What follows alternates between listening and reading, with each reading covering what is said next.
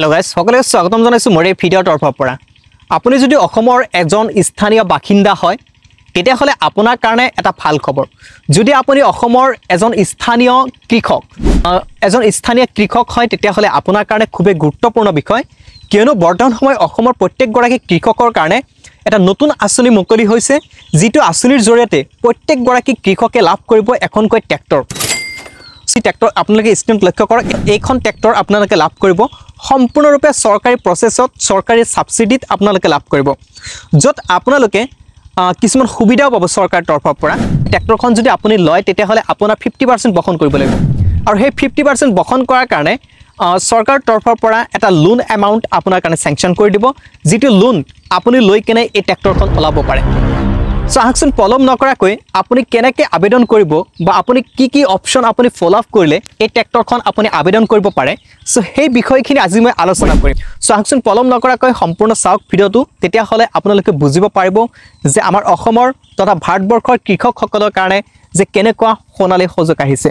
কিয়নো প্ৰত্যেক গৰাকী কৃষকে বৰ্তমান সময়ত লাভ কৰিব এইখন ট্ৰেক্টৰ সো তাকো 50% ৰেহাই মূলত কিন্তু ইয়াৰ লগতে আপোনালোকে 20% এটা লোন এমাউন্ট আপোনাৰ নামত স্যাংশন হ'ব সো আপুনি 20% লোন লৈ আপুনি এই ট্ৰেক্টৰখন লাভ কৰিব পাৰে বা এই ট্ৰেক্টৰখন আপুনি আনিব পাৰে সো আহক সেই বিষয় আজি মই সম্পূৰ্ণৰূপে আপোনালোকক জনাবলৈ চেষ্টা কৰিম ভিডিঅটো কত স্কিপ নকৰাকৈ সম্পূৰ্ণ চাব বুলি আশা কৰিলো প্ৰথমে আপুনি যদি অসমৰ স্থানীয় বাসিন্দা হয় তেতিয়া হলে আপোনাৰ ডকুমেন্টস কিছুমান প্ৰয়োজন হ'ব প্ৰথমে আপোনালোকৰ এই ট্ৰেক্টৰখন ওলাবলৈ আপোনাৰ প্ৰয়োজন হ'ব আপোনাৰ আধাৰ কাৰ্ড পেন কাৰ্ড আপোনাৰ ভোটাৰ আইডেন্টি আপোনাৰ এখন পাসবুক আপোনাৰ যেহেতু আপুনি এজন খেতিয়ক সেই কাৰণে আপুনি যি খেতি কৰে সেই খেতি কৰা মাটিডোখৰ খাজনা ৰচিদ আৰু আপুনি অসম চৰকাৰ বা ভাৰত চৰকাৰৰ পৰা এনেকুৱা কোনো আঁচনিৰ পৰা কোনো সামগ্ৰী যাতে এতিয়ালৈকে পাৱা নাই বা আপুনি গ্ৰহণ কৰা নাই তেনেকুৱা এজন ব্যক্তিহে আসলতে পাব যদি আপুনি যদি তেনেকুৱা কোনো সুবিধা গ্ৰহণ কৰিছে আগত তেতিয়া হলে আপুনি কিন্তু এই আঁচনিত অন্তৰ্ভুক্ত নহয় এই ট্ৰেক্টৰখনৰ কাৰণে আপুনি যোগ্য নহয় এটা আৰু কিছুমান কথা আছে আপোনালোকে যদি এই ট্ৰেক্টৰখন ওলাবলৈ হয় তেতিয়া হলে আপোনাৰ ইনকাম সাৰ্টিফিকেটৰ প্ৰয়োজন হ'ব আপোনাৰ কেইবিঘা মাটি আপুনি খেতি কৰে আপুনি অসমৰ এজন তেনেকুৱা ভাল কৃষক হয় নে নাই এই কথাখিনি ডিটেইলছ তেওঁলোকে ভেৰিফাই কৰিব তাৰ পাছত আপোনাৰ নামত এই ট্ৰেক্টৰখন স্যাংশন হ'ব বা এই ট্ৰেক্টৰখন আপুনি সাবসিডিত লাভ কৰিব পাৰিব কিন্তু ইয়াতে আৰু এটা বিষয় উল্লেখ কৰিছে যে যদি আপোনালোকে যদি এই ট্ৰেক্টৰখন যদি ল'ব বিচাৰে তেতিয়া হলে আপোনাৰ ওচৰত থকা বা আপোনাৰ ঘৰৰ ওচৰ পাছৰ থকা যিসকল কৃষক আছে এই সকল কৃষকৰ লগত আপুনি এটা বৈঠক কৰাৰ কথা ইতিমধ্যে প্ৰকাশ কৰিছে কিয়নো 4-5 জন নহয় এটা 10 জনীয়া এটা গ্ৰুপ বা এটা কমিটি বা এটা গ্ৰুপ থকা খুবেই দৰকাৰ আৰু সেই গ্ৰুপত আসলতে এই গাড়ীখন দিয়া হ'ব ভাৰত চৰকাৰ এই ট্ৰেক্টৰখন যি দি আছে এই তেনেকুৱা এখন গ্ৰুপত আসলতে দি আছে এই গ্ৰুপৰ তত্ত্বাৱধানত এখনকৈ ট্ৰেক্টৰ দিয়া হ'ব 10 জন 12 জন 15 জন এটা গ্ৰুপত এটাকৈ ট্ৰেক্টৰ দিয়া হ'ব যি ট্ৰেক্টৰৰ সহায়ত আপোনালোকে খেতি কৰিব পাৰে যি ট্ৰেক্টৰৰ সহায়ত আপোনালোকে কাম বন কৰি দুটকা উপাৰ্জন কৰিব পাৰে যেহেতু আজিকালি জানে আমাৰ অসম তথা ভাৰতবৰ্ষত এই ট্ৰেক্টৰ কিমান মূল্য বা এই ট্ৰেক্টৰ কিমানখিনি কাম কৰিব পাৰে সো তাৰ ওপৰত ভিত্তি কৰি আসলতে ভাৰত চৰকাৰৰ পৰা এই আঁচনিখন দি আছে বা এই আঁচনিখনৰ জৰিয়তে ভাৰত চৰকাৰ প্ৰদান কৰি আছে ট্ৰেক্টৰ সো এতিয়া চাওক আপোনালোকে আসলতে কেনেকৈ এপ্লাই কৰিব এই ট্ৰেক্টৰখনৰ কাৰণে আপোনালোকে যদি এপ্লাই কৰিবলগীয়া হয় তেতিয়া হলে আপোনালোকে দুটা অপচন যাব পাৰে এটা অপচন আপোনালোকে অফলাইন দ্বিতীয় নম্বৰ অপচনটো হল আপোনালোকৰ অনলাইন সো আপুনি যদি ইচ্ছা কৰে তেতিয়া হলে আপুনি অফলাইনৰ জৰিয়তেও আপুনি এইখিনি কাম কৰিব পাৰে তাৰ কাৰণে আপুনি কি কৰিব পাৰে যদি আপুনি অফলাইনত যদি আপুনি এখন এই ট্ৰেক্টৰখন যদি ওলাব বিচাৰে তেতিয়া হলে প্ৰথমে আপোনালোকৰ যাব লাগিব আপোনাৰ ওচৰত থকা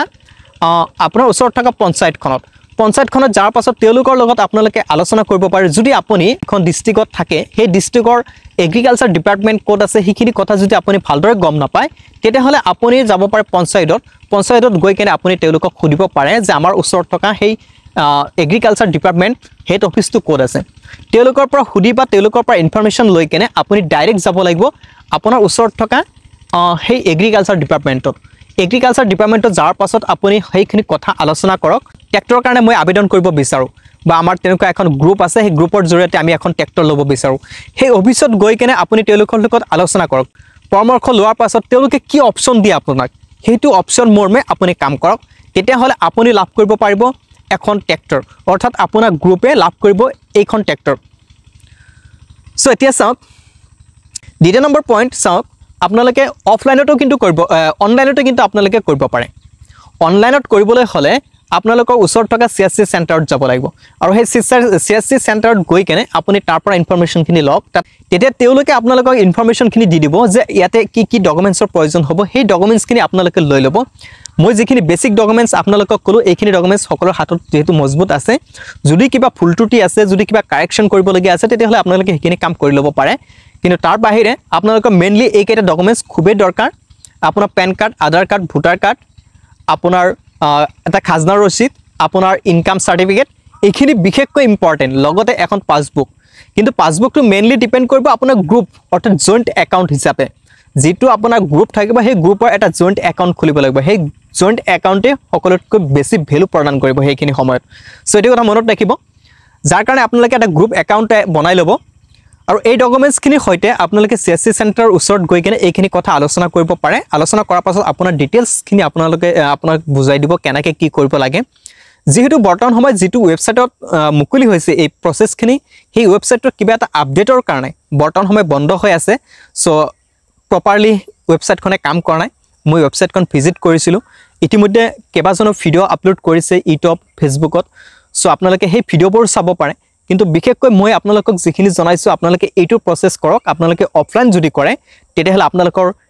এগ্ৰিকালচাৰ ডিপাৰ্টমেন্টত যাওক আৰু যদি আপোনালোকে অনলাইন কৰে তেতিয়া হলে আপোনালোকে CSC চেণ্টাৰত যাওক তেতিয়া হলে আপোনালোকে বুজিব পাৰিব